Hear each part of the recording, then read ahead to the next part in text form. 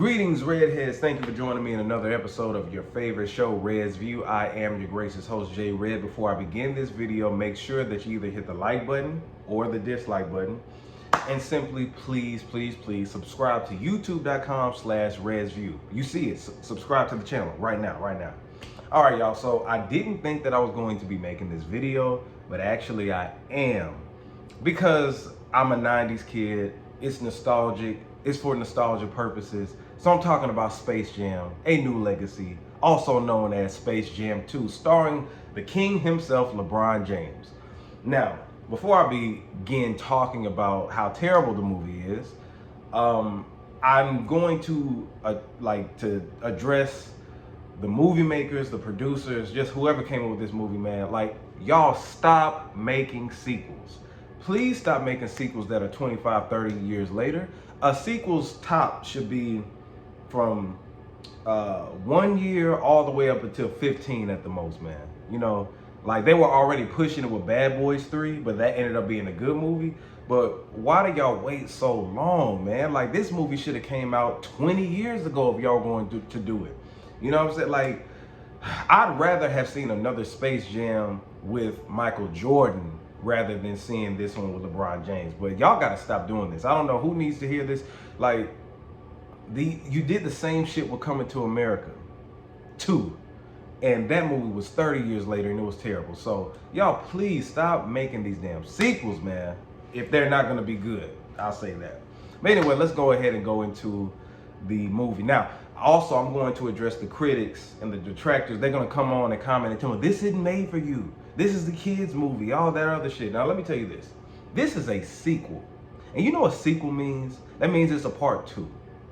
That means that they're making a part 2 to the 1996 original movie, right? So, who were the children and the kids that went to the movies to go see that particular movie? Me. I was born in 1988, almost 89. But who cares, right? But the 90s kids were looking towards this sequel to be like, oh, okay. Now, if this was a remake or a different movie, you know what I'm saying? It was a basketball movie that's a cartoon and they're using the Looney Tunes, but it's different. They called it something else that's not Space Jam. I understand. But this is Space Jam 2. So, of course, 90s kids, the kids that went to go see this are going to look at it. So y'all shut the hell up and listen to what I got to say, all right? Had to put y'all in check. All right, so obviously LeBron James acting is terrible. We know that it's terrible. I mean, I wasn't expecting it to be Oscar worthy or anything like that. However, I wasn't expecting it to be this bad. Like, oh my God. Like, if you follow me on Facebook or follow me on Instagram, I shared a funny clip. You remember he got mad at the ref and he was just, and this is a spoiler, by the way. He got mad at the ref and was talking about, man, I wish you would. It was terrible. It had some good moments in it, but nah, like, it wasn't believable. It was bad. It was bad. But shout out to LeBron James. But the acting was terrible. In addition to the acting being terrible, the storyline was horrible. So let me get this straight. Don Cheadle is the CGI guy and is angry and mad at LeBron James for rejecting his deal to be in his animation, right? So he lures LeBron James and his son into the CGI world. Kidnaps, yes, I said it, he kidnaps LeBron James' son, which is Dom, you know. And in order for LeBron James to get his son back, he has to play a game of basketball. Excuse me, he has to play a game of basketball and win. And if he doesn't win, not only doesn't he get his son back, but he's stuck into the CGI Looney Tune world forever, right? Now, LeBron James' reaction wasn't believable at all. I know this is not supposed to be reality-based, kind of, but come on, man. You got to give some, come on, man. You mean to tell me the only thing LeBron gonna do is just say, oh, I guess I got to play this game, you know what I'm saying? And look like me. The only thing that LeBron did with malicious intent towards Don Cheadle was look at him like this. He mean mugged the hell out of Don Cheadle, man. L.I.G. or whatever his name was. That was it. But naturally, a real father would square up, try to kill that man. You mean to tell me I gotta play a basketball game? Like the thing is, I'm not saying the last movie was just this Oscar-worthy movie either, but the storyline was more like it was, even though it was cartoony, it's like, okay, the Looney Tunes have to play, and then they kidnap Michael Jordan, and then Michael Jordan, in order for him to get back home, he has to play the game to get back home. So that was a little bit, you know, more believable than this shit right here. It wasn't good. It wasn't good. And you mean to tell me that they teleport everybody, including LeBron James' wife, his other children, and even NBA commentators? Actually, Lil Rel. Like, Lil Rel just pops up with the other NBA commentator, and they're like, oh, I guess we're here. LeBron James has to be able to win. In the Looney Tunes, they have to win in order for us to get back to where we're from. You know, and then everybody else who teleported there was just in the crowd, like going for him. It was terrible. The story, y'all mean to tell me y'all couldn't come up with a storyline better than that?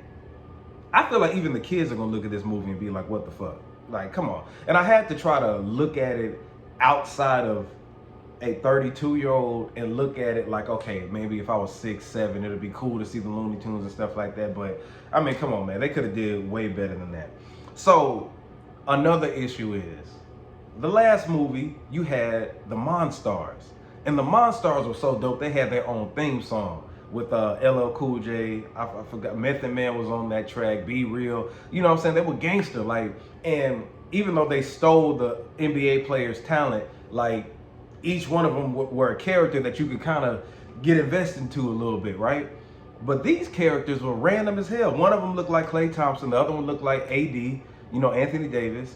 I guess the other ones were NBA players. They were like these computer-generated, like, type of, one was like a Hydro Man from Spider-Man or something like that. He could turn into water and fire, and the other one was a bird. It was just like, what? You just get a brief introduction into these characters, don't know shit about them. It's just boom, here they are. They're here to play, right? And then the Damian Lillard guy, I forgot his name, but he comes in and he's a robot and all that shit. It's just like they're just here. And the Monstars, you got a chance to see them kind of pick on the Looney Tunes. It was just more of a movie. This just felt like a marketing ploy just to get some money. You know, to Warner Brothers to advertise. We got all these characters. Look at all what we've done in the last, I don't know how many years. But it was bad. It was bad. They were random as hell. And just for everybody just to be there, like, randomly teleporting there, not freaking out. I mean, reality-wise, we would all be freaking out, like, what the hell are we here for, and all this other stuff. And then the game, right?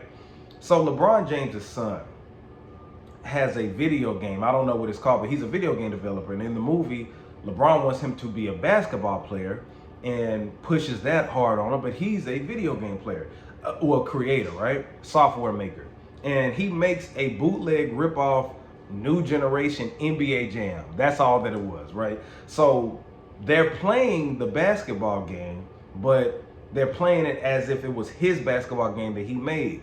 So one shot that they put in the goal goes up to like 50 points and all that other shit. So it was just like, what the hell?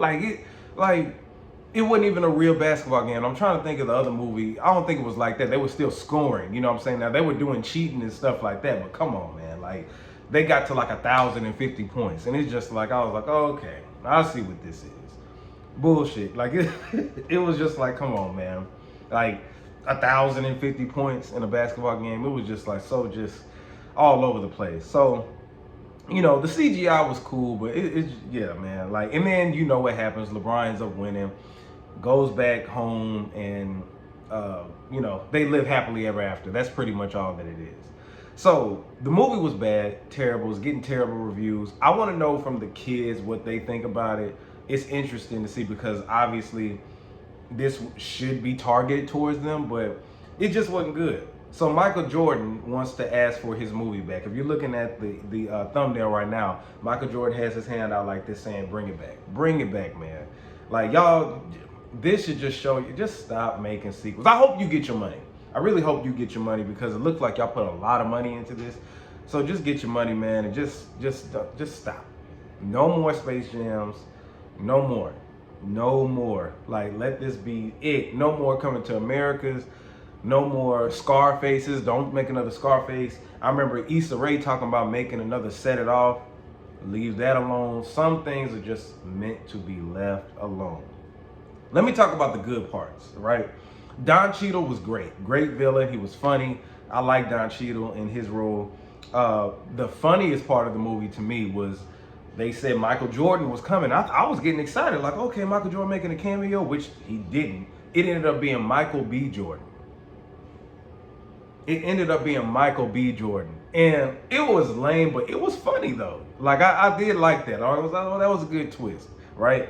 Then the other part was when when LeBron James was gathering up the Looney Tunes to play the game, right?